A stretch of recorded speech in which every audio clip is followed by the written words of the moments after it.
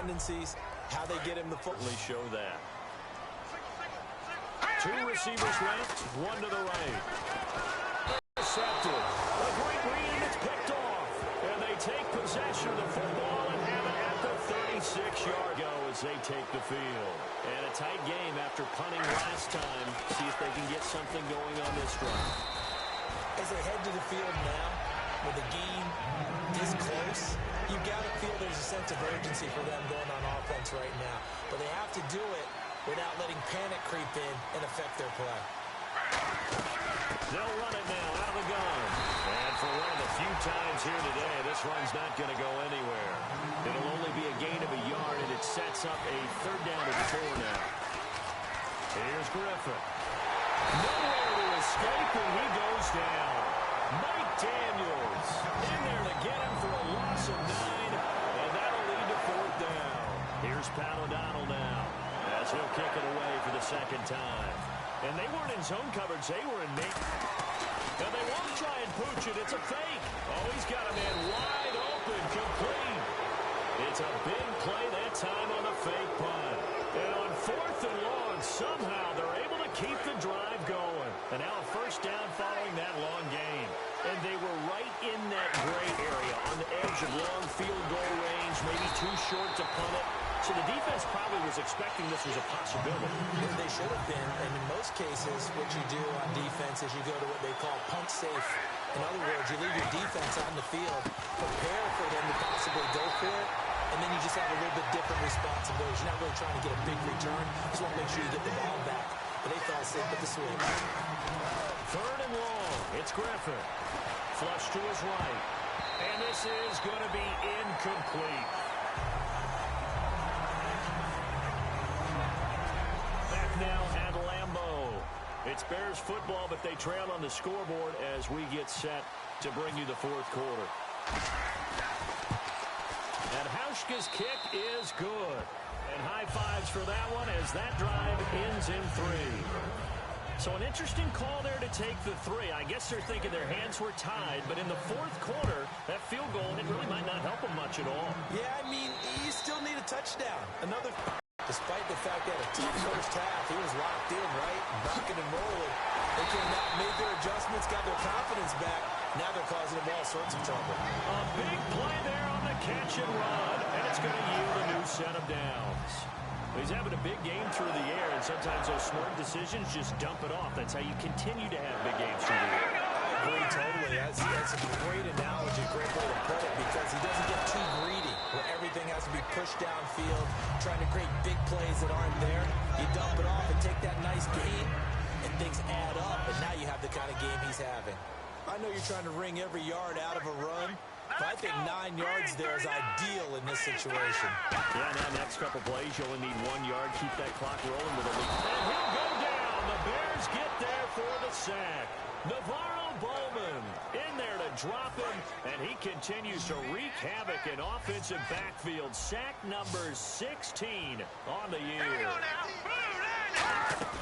On 3rd down, he'll drop to throw. Wide open receiver complete. And he is out of bounds inside the 30. A pickup of 24 on the 3rd down conversion. So after that big play, let's see if they can catch their defense maybe on their heels. And that pickup of a first down, that's going to leave a mark because they really needed to stop them there, didn't they? So frustrating. Defensively, you're a play away from getting that football back here down late. Tough. Now they've got to find a way to create a turnover or a takeaway. Otherwise, this one will probably get away from them. And the evidence shows last week's game, it's really leaked into a second game now, Charles. What do you think of this? And it's a surprise, isn't it? Because when we spent time watching them practice, talking with the coaches, they felt like a bounce back was going to happen this week. They were very confident in the game plan, thought the defenses they would see would present great opportunities for big-time runs. We're not getting that so far. I don't know if it's the game plan, but they're just being overwhelmed by the defense they're facing. To the sideline, and that is a heck of a catch as he was able to get both feet in. He's been a busy man here in this one, and they're showing off some nice footwork to stay in bounds. And with those types of catches and the volume that we've seen in this game, Wouldn't you keep him busy as well? I would. Of course. You got to keep throwing it to him. He keeps making plays. And the 10-year vet knocks it through the goalpost, and that'll make this a 7-point game. So, Charles, I think from a defensive perspective, you have to look at that field goal there and consider it a win. You were able to keep him within a touchdown, so no question about it. That was the kind of stand that keeps you in ball games. And not a great return here. He'll make it back only to the 10-yard line. And now Chicago getting ready to go as they take the field. And after the field goal last time, we'll see what they can get here. At least they got points out of the last drive, Charles. I've never met an offensive coach that didn't want to drive to end with a kick. Most of them want to end with a PAT, right? In this case, a field goal, they'll take it. Way better than the alternative, which is a punt. Yeah, but you met fan bases that wanted them, that weren't happy with that field goal. I haven't met a fan base yet that wants to drive to end with a kick, other than the extra point. That's it. They'll run it now out of the gun. And he's going to lose yardage here back to the 12-yard line. It's a loss of 2, now 3rd down. A nickel back added defensively as they look to stop this 3rd and 8. And Jeffrey's got it. And he's able to pick up the first before he's taken down at the 27. And they're going to speed things up here.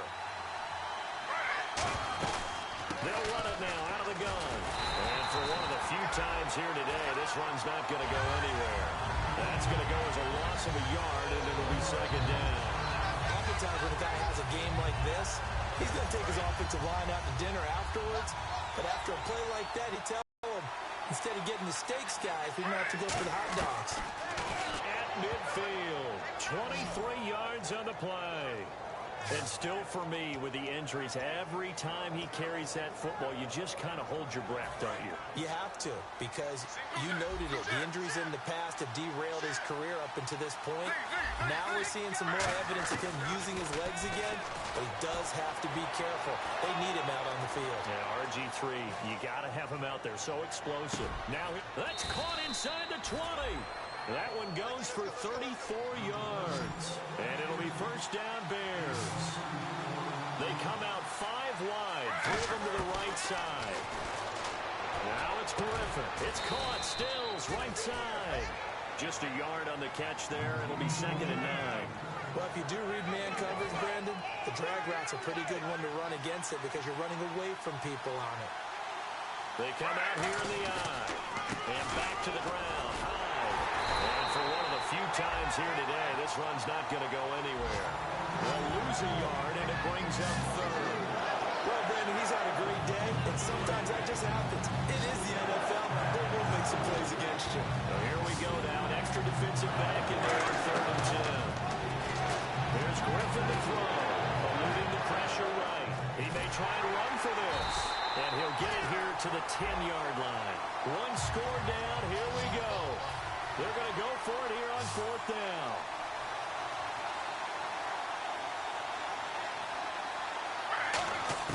Here we go. It's Griffin on 4th down. And he is caught at the 7-yard line. And he's able to pick up the first before he's brought down inside the 5 at the 4. And now they're in the hurry-up. Well, the feel that I get on this is that they felt like 3 was just not going to be enough after getting this deep into their territory. And, Charles, correct me if I'm wrong, but it didn't even look like they hesitated there. They knew they wanted to go for it. That tells me that during the week, they were thinking about these situations, and they feel like maybe they're just the better team, and they want to go ahead and prove it conclusively. I know in every game we do, we talk about momentum.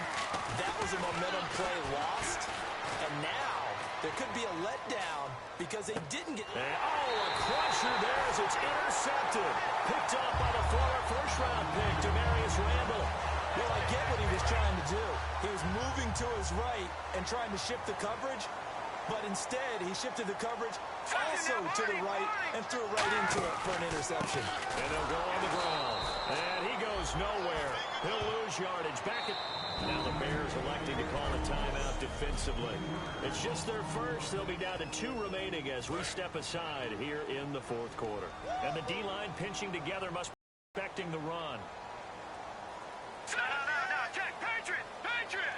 Lose a yard that time, and that's going to lead to a 3rd down.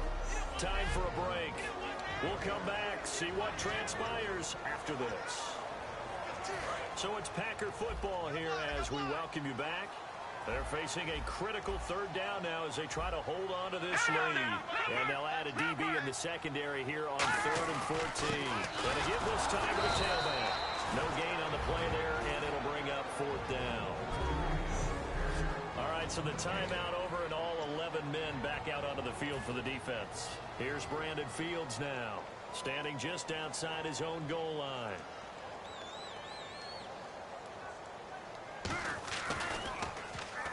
Pressure coming, and this looks like a short kick.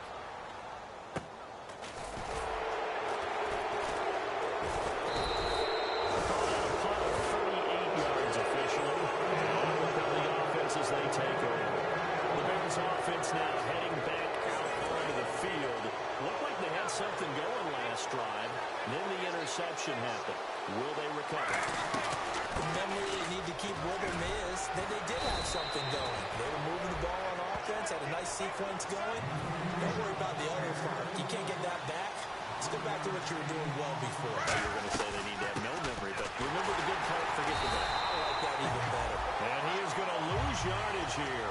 It's a loss of a yard there, and now 2nd down. They're going to hurry back to the line now. Back to throw.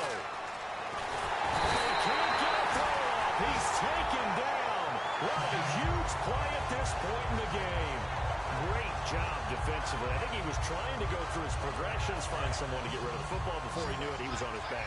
So that just brings us right back to what you said in the beginning. A great job defensively. Nowhere to go with the football. That led to the sack. They'll look to throw. Jeffrey with a catch left side. And they pick up 25 as they convert on 3rd. That's what they need right now. Get the first down, get out of bounds, stop the clock. Just playing smart football, understanding the situation, making the plays necessary, and making sure that clock stops at every opportunity. Escaping the pressure right. Now a desperation throw. And yes, he's into the end zone. So they get the late score they needed. And now the extra point can tie this thing up in the final minute. And while it appears the heavy lifting was accomplished by scoring the touchdown, they're still down 1. That extra point is not a gimme.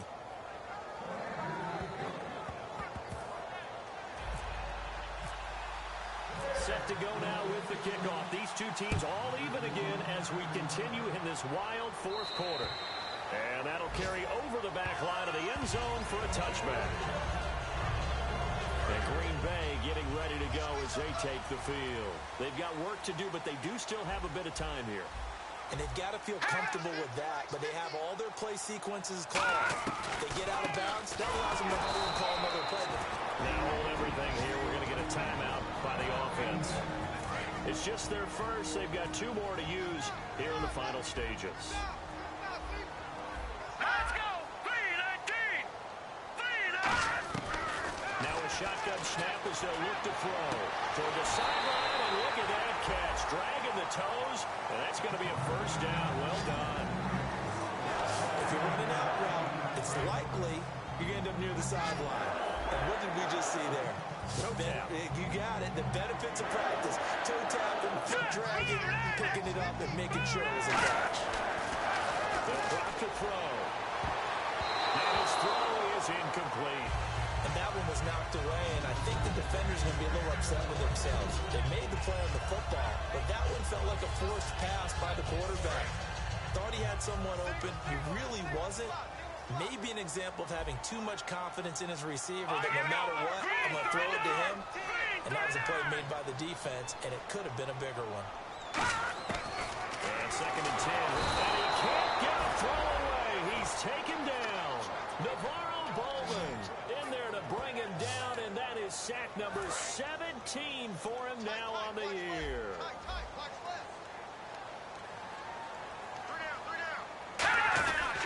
And he'll give it here to his running back. And he'll take this for a short gain on what will prove to be the final play of this ball game. So we saw a lot of points. Overtime comes. The defenses, they clamp down. And here in overtime, if the team that receives the ball scores a touchdown, it's over. If they don't, we can still have some more football. That's exactly right. If they go down and kick a field goal, the other team gets a possession to either match it or score a touchdown to win the ball game. If both teams kick field goals, the next team to score wins. But if the receiving team throws a pick six or fumbles the ball and it gets picked up by the defense and they score, the game is over at that point. And this will not be returnable. It's out of the back of the end zone for a touchback. Here's the Chicago offense coming back out onto the field. They're set for their first drive here in overtime, and this is where the crowd can really become a factor. They've had to battle it all day, but I know what you're saying. In overtime, that gets doubled, doesn't it? At least, because now the crowd really wants to be involved and help their team, and that first drive can dictate the whole thing, because they know if this team takes it downfield and scores a touchdown, it's game over. It's been loud in here so far.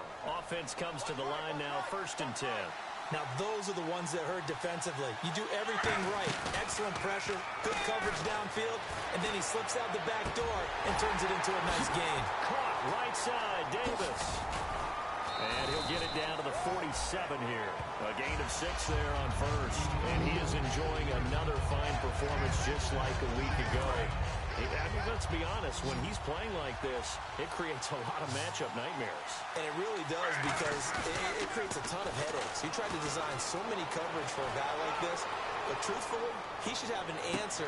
This is caught inside the 15. And he is in for the score. And it is absolute stunned silence here as they win it on the road in overtime. As the fans exit back out through the turnstiles, not happy looks on their faces. Feel like they probably let this one slip away at home in overtime. I would agree with that, and their unhappiness hurts the guys at the concession stands on the way out, right? Not stopping to buy something for the kids. They just want to get home. But what a dramatic way to finish this bad boy off. I mean, this game was dramatic all the way through. That's why we got to overtime.